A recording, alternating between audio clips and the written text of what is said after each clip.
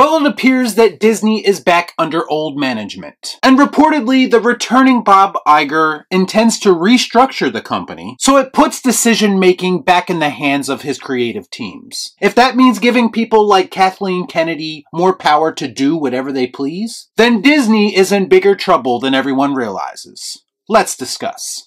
Here she comes to wreck the day! Before I get started, I'd like to kindly ask that you hit the like button and please subscribe to the channel for more content just like this. All I'm offering is the truth, nothing more. I want to take everyone back for a moment to 2008 when Indiana Jones and the Kingdom of the Crystal Skull was released. A movie that most people agree failed to recapture the magic of the original trilogy. And it felt like it came about 20 years too late. I'm too old.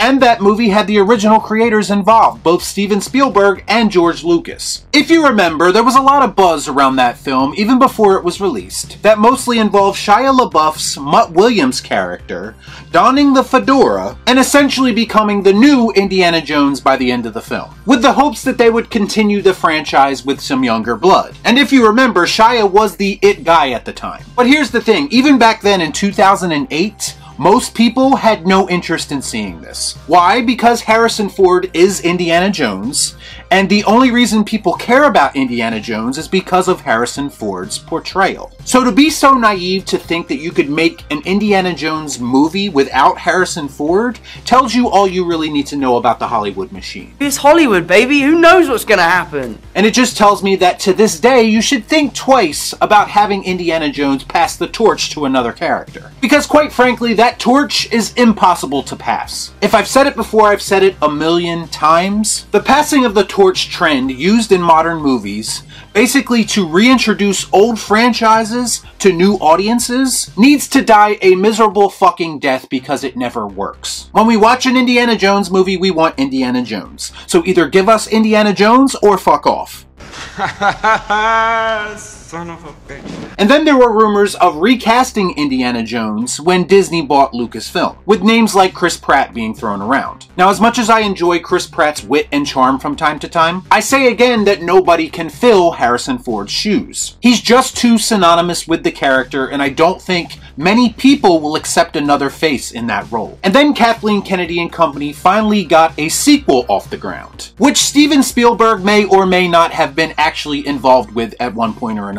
If I had to guess, I'd say he left over creative differences, because that's why everyone leaves Lucasfilm projects. Something very familiar about all this. Because we all know that Lucasfilm, like Marvel Studios and pretty much everyone under the Disney banner, do not allow creatives to be creative. Don't believe me? Just look at anything produced under the Disney banner over the past few years. And I dare you to find a project that didn't have some kind of production problems. And if we want to go deeper, look at the current irrelevance of the Star Wars franchise. Because they are practically begging people to watch Andor right now. That's how disinterested modern audiences are. There is no interest or demand for Star Wars, and I don't believe that there's any demand for another Indiana Jones movie either. Some franchises were meant to exist in the time they were created, and they should be left there. But the new Lucasfilm, being the blood-sucking ticks that they are, son of a bitch is dug in like an Alabama tick, have to milk every single franchise they own dry because money talks and bullshit walks. Or in this case, bullshit fills our theaters every year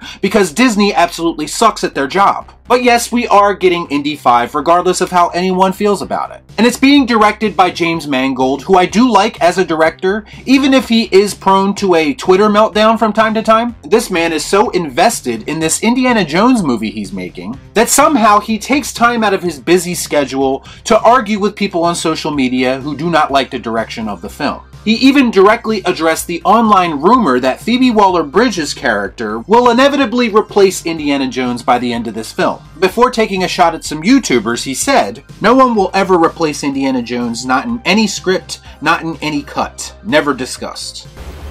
No shit. To be clear, this could very well be misdirection, and it probably is. While she may not call herself Indiana Jones in the movie, because that would be stupid, we know how modern Hollywood likes to build new characters by tearing down beloved characters. Which is also stupid, by the way, and uncreative. Don't believe me? Just ask Luke Skywalker and Han Solo how their on-screen returns went. Oh wait, you can't ask them because they're fictional and they're dead. But at least their legacy lives on through Rey Skywalker.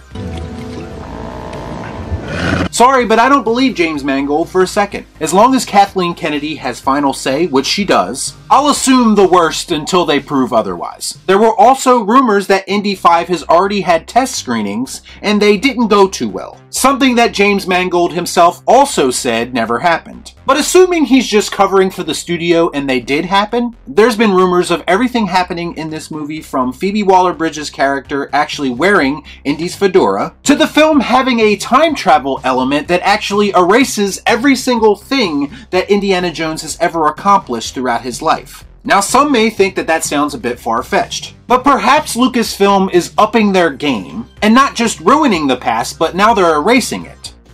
Let's see what we can fuck with next. The plot of the movie, which has been confirmed, is that the villain of the movie is a former Yahtzee who would like to correct some of the mistakes of the past. And there is something, presumably an artifact, that could make the world a much better place. So you're going to have him going after it, as well as Indiana Jones, of course. That sounds suspiciously like time travel, and would lend itself to the erasing Indy's past theory. It's also been confirmed that Harrison Ford will be de-aged for an early flashback in the film. And I'm sure that will be used to further destroy his legacy as well. Or at least undo something or misrepresent Indy in some kind of way. Plus, the de-aging trend is another thing that needs to stop in Hollywood because it always looks fucking weird.